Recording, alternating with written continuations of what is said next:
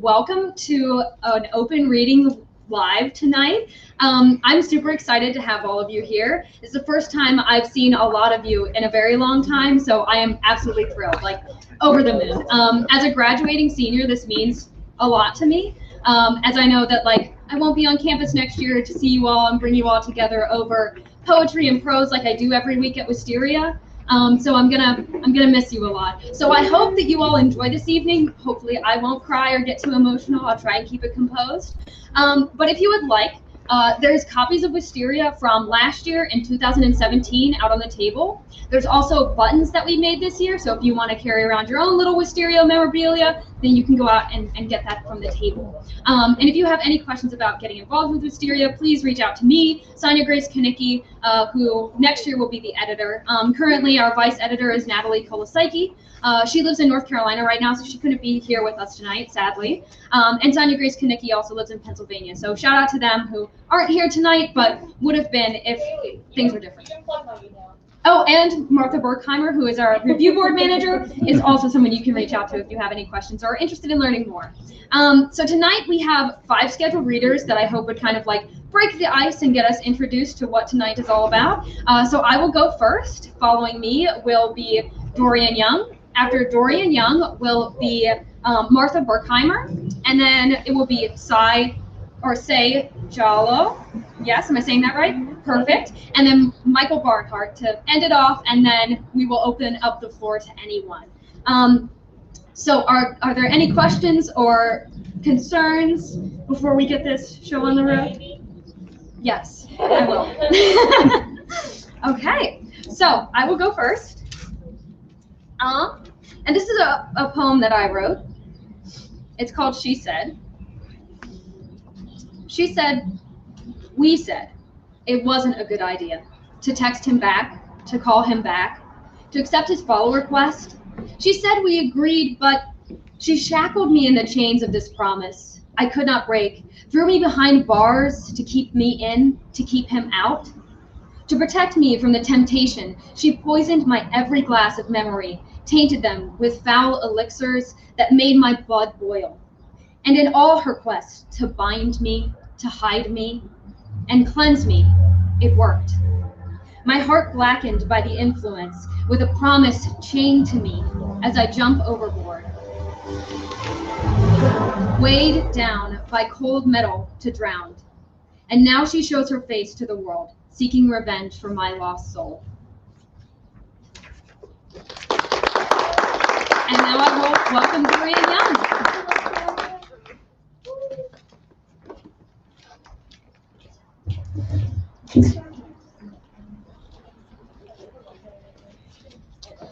Hi, I'm Dorian. Hi, Dorian. So, this semester I took a course that was based on Emily Dickinson and Walt Whitman. So I decided I was going to read 2 of my favorite poems, one by each of them. So first I'll be starting with Emily Dickinson's poem, I Felt a Funeral in My Brain.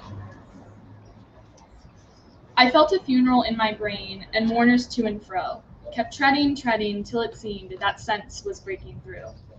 And when they all were seated, a service like a drum kept beating, till I thought my mind was going numb. And then I heard them lift a box and creak across my soul, with those same boots of lead again, then space began to toll. As all the heavens were a bell and being but an ear, and I in silence some strange race, wrecked, solitary here. And then a plank in reason broke, and I dropped down and hit a world at every plunge, and finished knowing then. So that's Emily Dickinson for you. And then for good old Walt, I'm going to read section 52 of Song of Myself, which I have never read the whole thing, I must admit. It was very long. So, the spotted hawk swoops by and accuses me. He complains of my gab and my loitering. I, too, am not a bit tamed. I, too, am untranslatable. I sound my barbaric yawp over the roofs of the world. The last scud of day holds back for me. It flings my likeness after the rest, and true as any on the shadowed wilds, it coaxes me to the vapor and the dusk. I depart as air. I shake my white locks at the runaway sun. I fuse my flesh in eddies and drift it in lacy jags. I bequeath myself to the dirt to grow from the grass I love. If you want me again, look for me under your boot soles. You will hardly know who I am or what I mean, but I shall be good health to you nevertheless, and filter and fiber your blood. Failing to fetch me at first, keep encouraged. Missing me one place, search another. I stop somewhere, waiting for you. I forget who's next. Who's next? Martha's next. Go, Martha.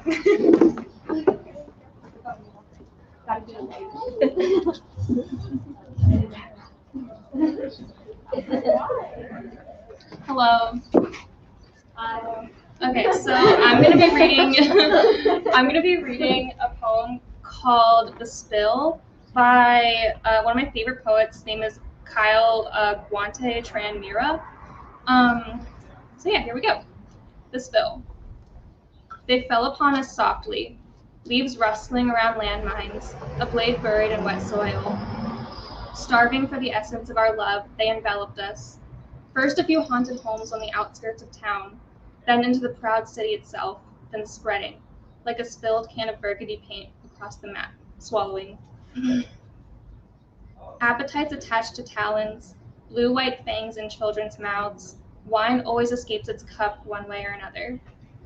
We should have seen it coming, but when they appeared, pale and shrieking on the horizon, the might of 10,000 years of cups and dishes and goblets shattered, and the spill drowned every dream ever dreamt. But you. I found you treading water regardless, as invincible as canned food and 2x4s. I found you exploding, brimstone on your lips, tattooed with a fury as warm as the sun used to be. I found you beautiful. Shaved head, Kevlar, bare hands. You cut them down, you broke them. You found knives between your knuckles and war clubs inside your leg bones.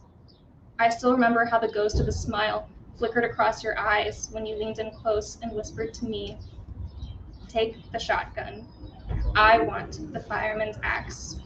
I want to feel it. I want to feel them beneath it." I knew then that I wanted to be with you for whatever forever we had left. Knew that we would share an ancient love, a love bonded with flint and bone, that our skulls now carried within them a shining new darkness. Our first date, fireballing through hordes of the undead, dull silver eyes, ragged hands reaching, screams bisected. Every gunshot a kiss, every swing of that axe a bedroom's liquid whisper. In this blackness I smelled your humanity and aimed in the opposite direction. Love, warm and grasping, splashed against the walls. Love splashed onto our bodies, love splashing inside of us defiantly. And I found you in the smoking chaos, our shoulder blades kissed. There may come a day when the sun bursts from inside the spider's belly to smile upon this world again. There may come a day when love can be represented by poetry and romantic comedies and candlelight dinners again, when it can be held, soft and round, in the palm of a child's hand. But it's not on us to build that world. It's not on us to survive this one. Ours is not a love song sprouted from redemption, hope, or even longing, but it is a love song. Sing it under your breath and sharpen it every morning. And if you should fall, I'll swear I'll come for you. 2 barrels erupting as one, an aluminum baseball bat strapped to my back, a pocket full of hand grenades, singing, pins already pulled.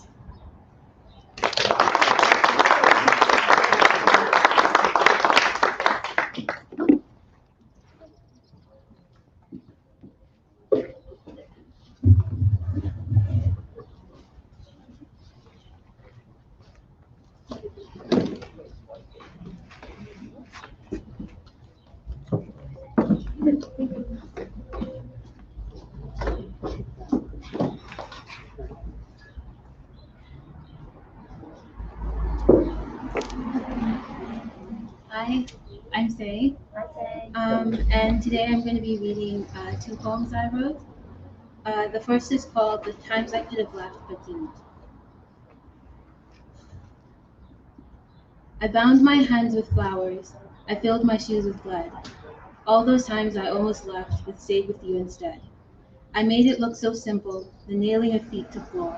I plucked those thorns from roses, made a wreath for our front door. I barred up every window, no light could enter in. So I blinded you with lightness and sweeted you with sin. I killed every tomorrow, and now there's just today, the day I could have tried to leave but always choose to stay.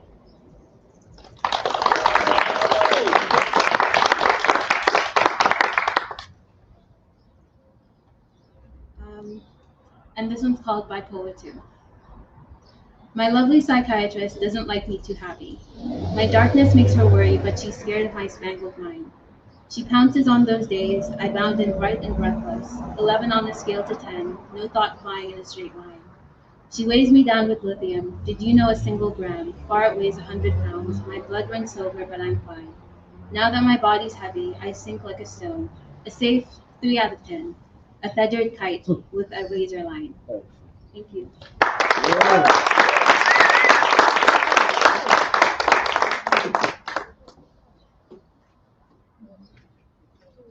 I'm going to kind of feel bad because everyone's been doing like all serious and emotional with things, and I'm going to be here to ruin that. This one's called Today's the Day. Today's the day. I finally did it. After years and years of trying again and again, I finally did it. I finally made my shrink ray. Ever since I was a child, I was obsessed with small things, tiny things, the minuscule. It was what drove me in most of my pursuits. Miniature figurines, scale models, baby shoes, anything you can view underneath a microscope. All things small were my drive, my spirit, my soul. But imagine the pain I felt when I found out I was going to be tall. A little subtle at first. At the beginning of high school, I was the perfect height of 5'4", very small for a man. It was my dream height. But over the summer, between freshman year and sophomore year, some minor deity must have saw my glee and was disgusted, as during the summer I grew over 5 inches to 5'9". I was devastated. I'm so large now, hideous, a monster. During that time, though, something sparked inside me. During that summer, before I noticed I was growing, I thought my clothes were starting to shrink. I thought as the days were going on, my clothes were getting smaller and smaller, and that sparked something in me. I fell in love with shrinking things. It went so well with my original love of small things. I could make all things I loved even better if I was able to shrink things. I started buying wool clothes just to watch them shrink in the wash, folding paper into smaller and smaller figures in origami. Don't even get me started on shrinky dinks. But even with all that, I couldn't shake the despair I had with how tall I have gotten. There was a shadow on me that grew and grew as time went on. One day, though, something changed in me. I was putting another set of wool clothes in the wash to watch them shrink. I would sit there at the washer, watching it swirl around, watching them slowly get smaller and smaller. I started to imagine myself as one of those nice wool shirts, getting swirled around and around, getting smaller and smaller. Oh, the euphoria. If only I was wool, I could be perfect again. If only I could shrink myself. Can I shrink myself? That's when a new drive flared inside me. I will find a way to shrink myself back down. I will become the man I once was all those years ago. I got to work, studying everything I could get my hands on that would help me. Chemistry, computers, quantum physics, everything that could help me. I made a prototype after prototype. Each one would fail miserably, but I wouldn't let that stop me. I merely found a way not to do it. This drive burned inside me, and now after many, many years, I finally had it. A working shrink gun. I finally did it. After all these years, I had to take up law and become an attorney so I could pay for my research. But I finally did it. Now to test it out. I spied out my window. There stood the Johnson's house, the giant monstrosity of a house. I always hated the look of it. Much larger than it needed to be. They needed to back off. Back off, I say. I have a shrink gun. Yes, a shrink gun. Yes. I put it out the window and shot. A ray of energy shot out of the gun in a green flash. It struck the Johnson's house and it started quickly to shrink and shrink and shrink. Sydney was no larger than a dollhouse. It was perfect. Perfect, I said. I needed to shrink more things. Yes, more things. I ran out of my house as fast as I could. I kept running, looking for things I needed to shrink.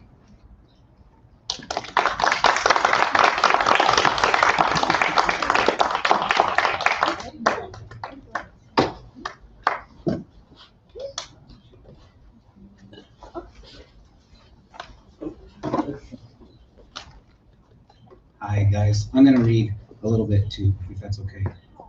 But first, before I do, my name's Aaron Angelo. I'm a writer, and I know most of these people because I get to teach them and stuff, and I really like them. And I'm glad that you're here. And I also would like to put a plug out for Wisteria Literary Magazine. It's an art and literature journal that is conceived, produced, published, edited, everything by Hood College students, and it's beautiful.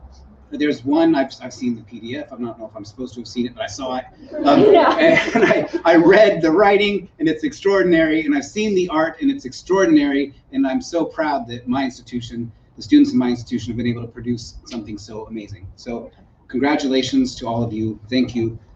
I decided that I'm inspired to read, so I thought maybe I'll read. But I can tell you what this is I'm reading. It's this manuscript. I wrote the first draft of this like 7 or 8 years ago, and I keep rewriting it, and I keep working on it, and I keep submitting it places, and it keeps being a finalist for prizes, and it never wins. But I refuse to let it die because the subject of this is really important to me, and I like this manuscript, and so that's what I decided to read from. It's a manuscript called Rooms in an Abandoned Hotel. So I'll read a couple poems from the beginning. The voices. The voices take hold, carry you, us, into white space. I think I might feel like my mind is playing tricks on me. Definitely disagree, somewhat disagree, slightly disagree, not sure, slightly agree, somewhat agree, definitely agree. I look into the subject, take hold of something tangible, a banister, a cast iron railing twisting its pitch along unlighted balustrades. I look into the subject as into an unfinished letter. I follow it into a reflection of itself, room upon room, elegant teak furniture covered with muslin, paintings of people dark with soot. The whole scene too elegiac for one who watches this much television. I am a trick, a foundational crack, brother, a sham. My words pile, shimmer with the stench of compost. I've heard the waters in some places run so thick they coat the throat, stop the breath, the very percolation of life, viscous as nose blood.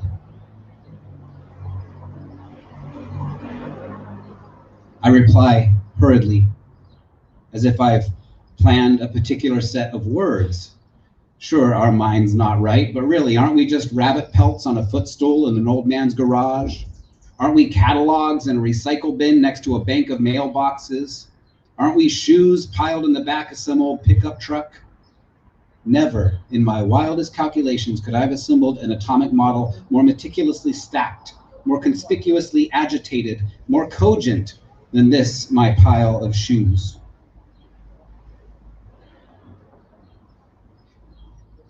I follow you around the yard as you do your chores, dirt and horse hay. I follow you around the yard as if in pursuit of contagion, through the gravel and uncut grasses, long hair in the eyes, mine, yours, the manes of chance and chocolate, the sky jostling. I follow you into the river, up rock faces, deep into the sewer, abyssal and verdant, step upon heavy step.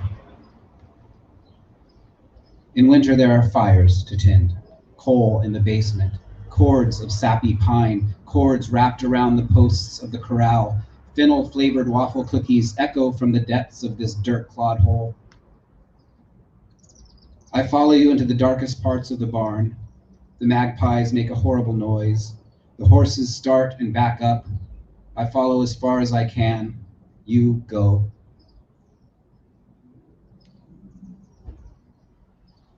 A fundamental shift in topography, a kind of partial palindrome, the kind one finds beneath the rubble of a clapboard cottage after a strong wind, the kind one finds writing a strange woman's name in the dirt with a rusty tire iron. Others fold old newspapers into swans and cranes and chickens that really fly. Others actually climb those little metal pegs on the telephone poles. Others even garden or paint portraits on scraps of torn up hardwood floors, hang solid core doors so close without incident. You pick up broken pieces of broken things you find on the side of the freeway, toss hubcaps off of overpasses just to hear them cut the air. A dance, all around the body, count rises, men fall from balconies, crumble to their knees, crash through tables, mothers braying at the movement of atmosphere. Through the din, I see him stretched across the face of a tree. Your babble ringing melodies in my hands, my composition.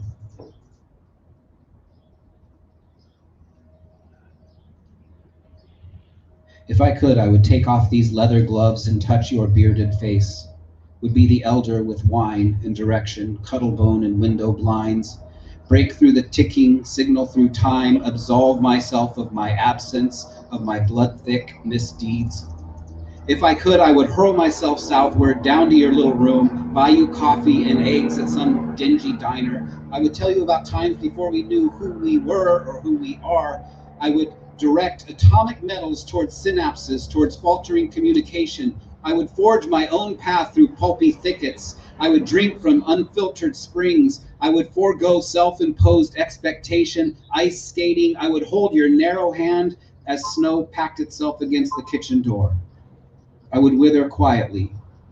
I would drop morphine steadily into that part of each of us that actually knows what's going on, that is able to differentiate the creator from the created.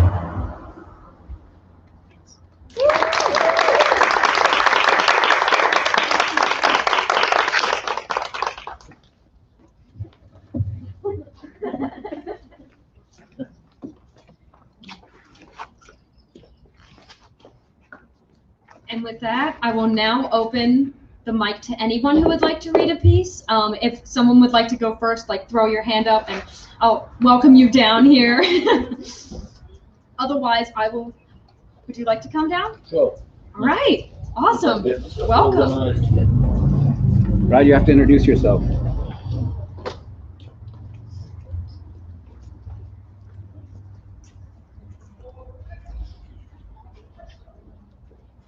I wasn't prepared at all.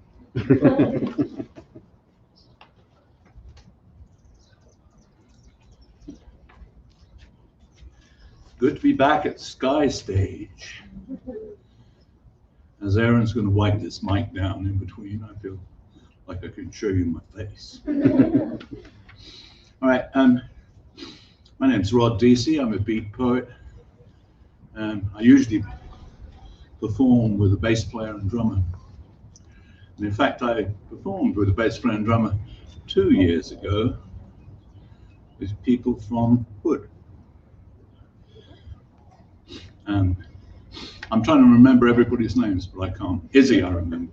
Oh, wow. Izzy Peroni? Yes. He's amazing. But anyway, I had like 4 people from Hood start that show. Last year I had Luther Jett and Claudia Gari, who are very well known poets in this neck of the woods. Not so much here, but if you look at the DC area, they're very strong. Anyway, I normally read beat poems, but I thought I'd start off with, the COVID thing has driven us all indoors, so I've been writing formal stuff just for a change. So this is a villanelle. Now you all know that villanelles have to be about serious subjects. Do not go gentle into that. All that good stuff. This one's called Stuff It. And it's about a very serious subject, Amazon.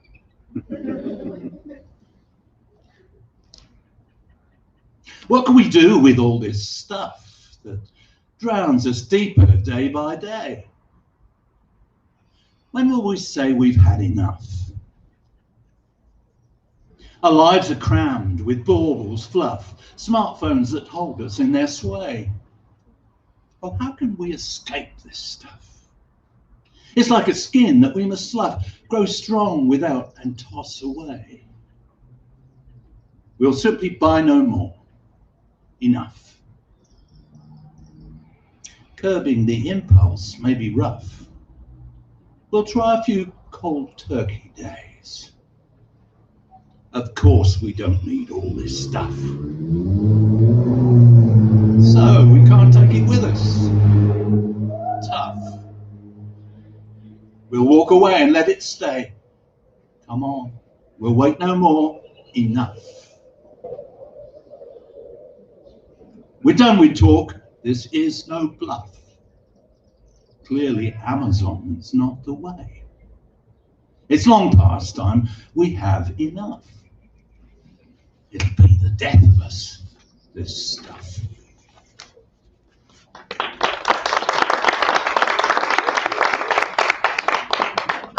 Thanks. This is a short, self-indulgent poem. And I say self-indulgent because it's about my great-grandmother, who in 1921 planted some white violets and some, this is irritating me, poppies as a memorial to those who fell in the Great War to end all wars, the First World War. This is called White Violets, Red Poppies. Now gone 70 years, a tiny ghost once haunted by the war to end all wars. Ruth sadly mourned those she had loved the most. Twin younger brothers she would see no more. At Passchendaele they breathed in deadly gas, and life was never as it was before. At war's end, she thought grief too strong to pass.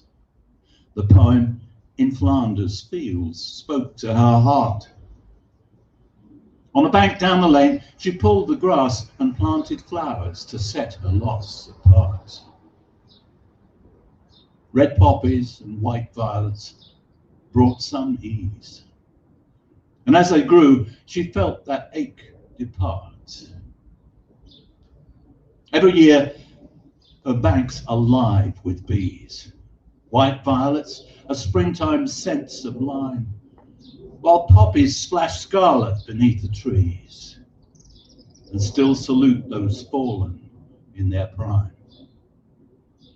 It's been 100 years, remembrance time.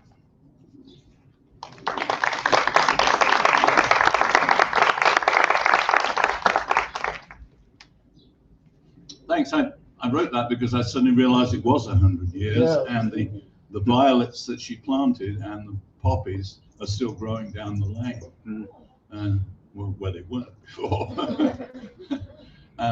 This is in England, and of course, I don't actually live down the lane anymore, but people who do live down the lane told me, and that made me write that poem. Okay, I can do something traditional, which is a poem for Memorial Day, or I can do something very romantic, or I can do something commenting on a situation. Which would you prefer? Romantic, romantic. Romance. What? Romance. Romantic. Yeah. Okay.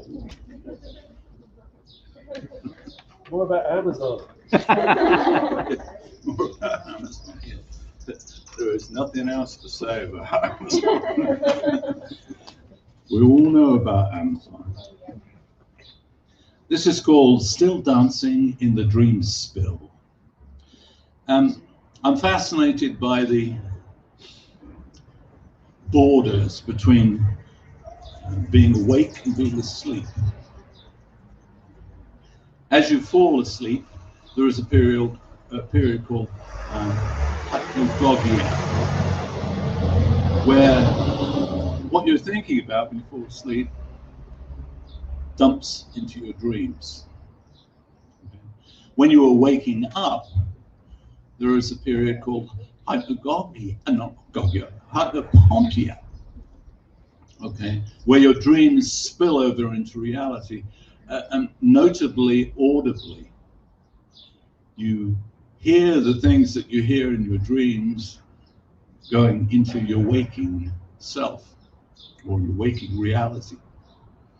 And that's actually fascinating. It really is. Anyway, this is kind of a romantic poem, but it takes advantage of that particular border, shall we say. It's a borderland. I'm slowly strolling along the sidewalk when my heart lurches. I see the flame of your hair flickering in front of me. But it isn't you, because I spy you further down the street, dancing on the shiny hood of Elvis's white Cadillac. And then I think, well, that's not right, because the king is in Memphis and has left all buildings behind. Thank you very much. I look more closely. Your dance floor is not a car, but a white grand piano with the top closed. Maybe Liberace's, maybe John Lennon's, maybe Brian Wilson's, as it stands on a mound of what could easily be Santa Monica sand. You give one more blurring whirl of the limbs sur les pointes before dancing into the music cafe with an armful of song sheets. Soon I hear your singing, crystalline and clear, echoing through these fragments of dream. And I keep walking, turning blindly from street to alley, alley to street to creek, absently collecting a flower or two for memories in this historic stone and brick city. It's too much like England for me to leave it now. All the time, I'm thinking how hard it is to stumble upon love, to keep it safe like the precious thing it is, and not to squeeze too tight or hold too loose. While in the background, I hear the susurration of unseen wings in this misty May morning. Your voice still hovers, finally fading into light as I once more wished that I was able to turn back time. Just a little. Just a little.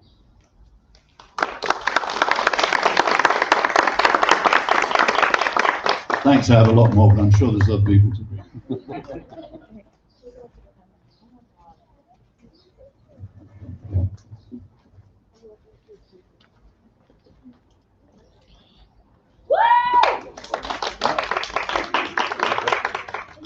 Hi, I'm Keiko, and I've been bullied up here by my best friend.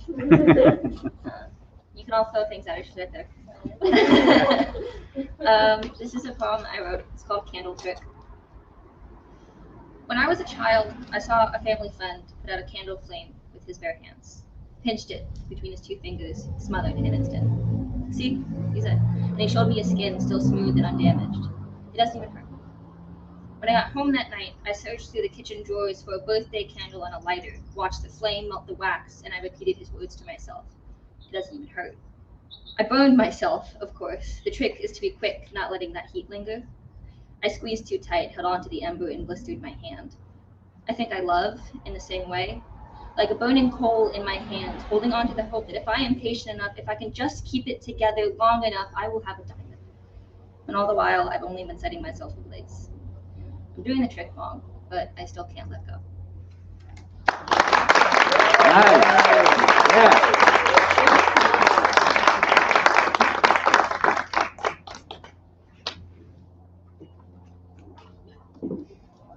Would anyone like to?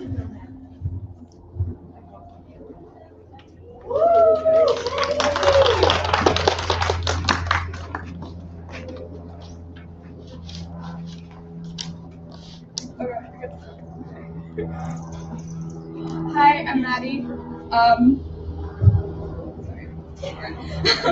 And I really like nature and I really like autumn. So this poem, Song for Autumn by Mary Oliver is one of my favorites of all time. So, okay. Don't you imagine the leaves stream now, how comfortable it will be to touch the earth instead of the nothingness of the air and the endless freshets of wind? And don't you think the trees, especially those with mossy hollows, are beginning to look for the birds that will come, 6 a dozen, to sleep inside their bodies? And don't you hear the goldenrod whispering goodbye, the everlasting being crowned with the first tuppets of snow?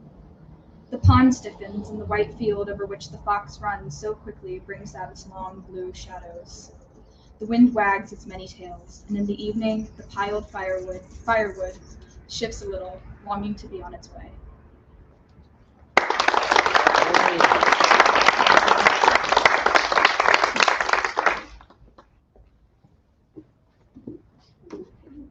Feel free to come down and just offer yourselves. I will not stop anyone. So would anyone like to go next? Then I can fill the space if necessary. Yeah. No.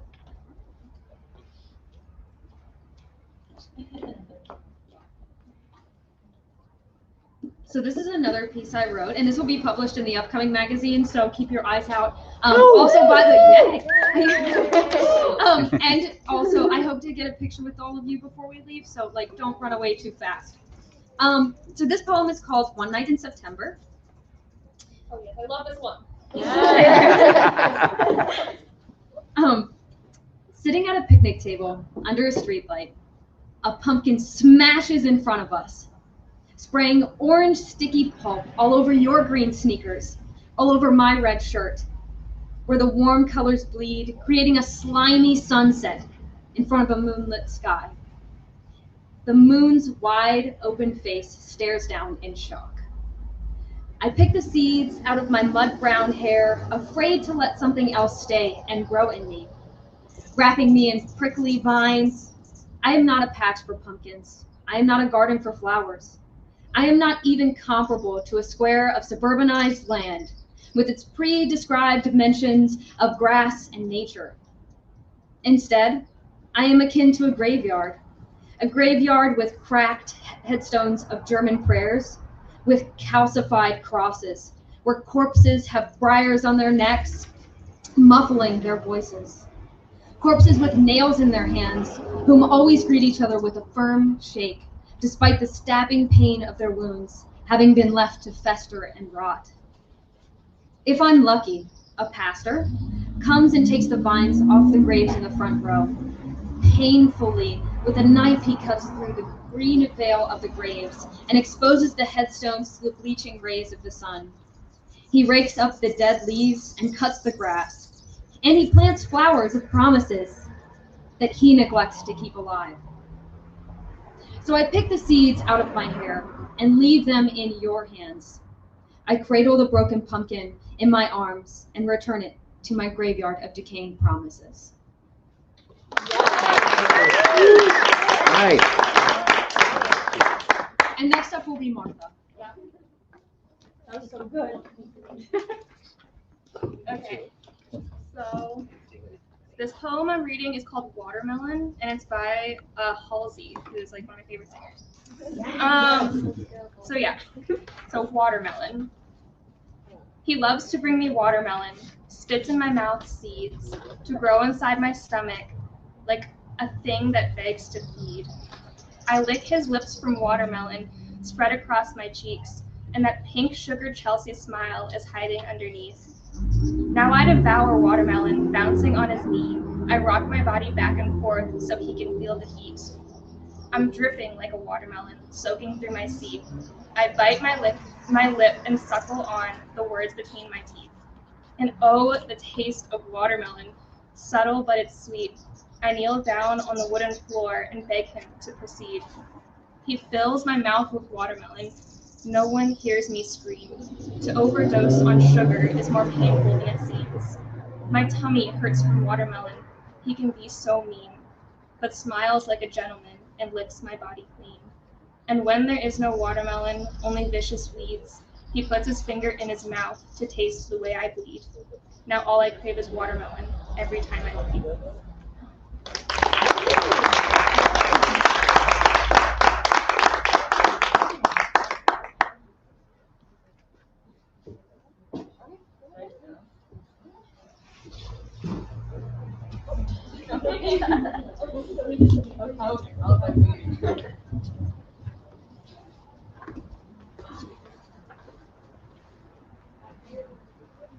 Okay, so I promise this is my last one. This one I also wrote myself, and it's also being published in the newest edition of Wisteria. And it's called Battle Scars, and I actually wrote it for my creative writing class last semester. So, crimson, the new paint on the walls, bullet casings, the new cracks in the stone, piercing screams, the new music in the streets, graves, the freshly planted trees in the fields. Bullet casings, the new cracks in the windows, the shattering drowns out infant cries. Graves, the freshly planted trees in the meadows, black, the new color of the wedding procession. The shattering drowns out old laughter, no candles remain to light the way home. Black, the new color for bride and groom, gray and brown, the new color for girl and boy. No candles remain to shine in the windows, no church bells ring for Sunday Mass. Headstones in dirt, the new color for girl and boy. Sirens replace music, explosions replace performances. No church bells ring in the name of the Lord, no new families to celebrate the meaning of life. Sirens replace music, explosions replace performances. Crimson, what a strange color, to replace the old paint on the walls. And that's it.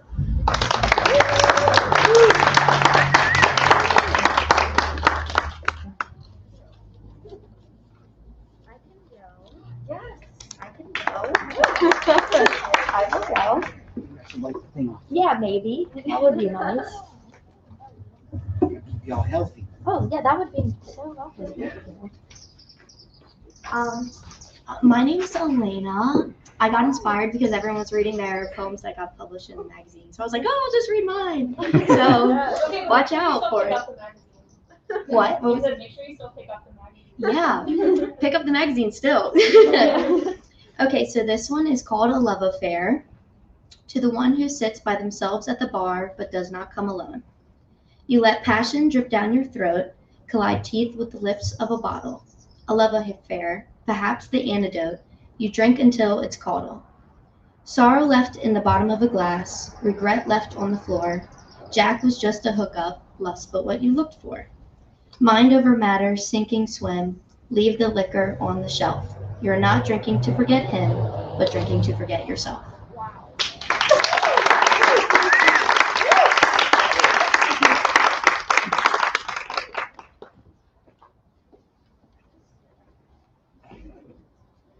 Who would like to go next? Yes.